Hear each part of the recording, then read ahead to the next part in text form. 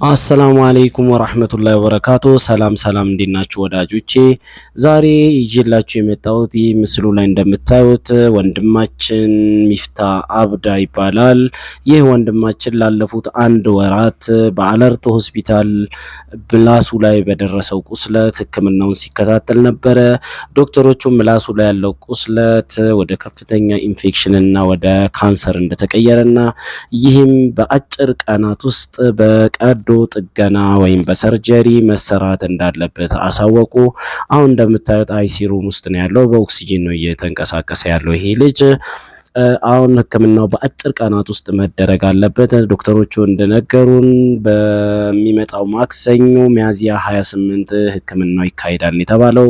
ለዚህ ህክምናም እስከ 1 ሚሊዮን ብር ገንዘብ እንዲያዘጋጁ ነው የተነገራቸው። ይህ ገንዘብ ደግሞ ለዚህ ቤተሰብ በዚህ በተነገራቸው አጭር ቀናት ውስጥ የማግኘት በጣም ከባድ ነው።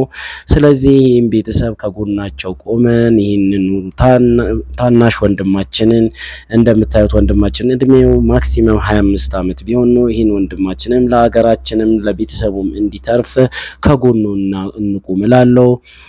መርዳት ለምትፈልጉ አካውንቱ እዚህ ስክሪኑ ላይ የምታዩት የአባቱ አብዳ ሁሴን ነው። 104525055103 ነው። በገንዘብ መርዳት የማትችሉ ደግሞ በዱአችሁ እርዱን፣ ከጎናችን ቁሙ ነው የምለው። ይህን ወንድማችንን ለመርዳት በዚህ ቲክቶክ ላይቭ ዛሬ ማታ እንገባለን። ከጎናችን ቁሙ። ይህንን ቪዲዮም ሼር፣ ሪፖስት፣ ላይክ በማድረግ ደጋጊ ኢትዮጵያኖች ጋር እንድታደርሱልን እጠይቃለሁ። በጣም ነው የምናመሰግነው። ይህን ወንድማችንን እናድነው ላለው አመሰግናለሁ።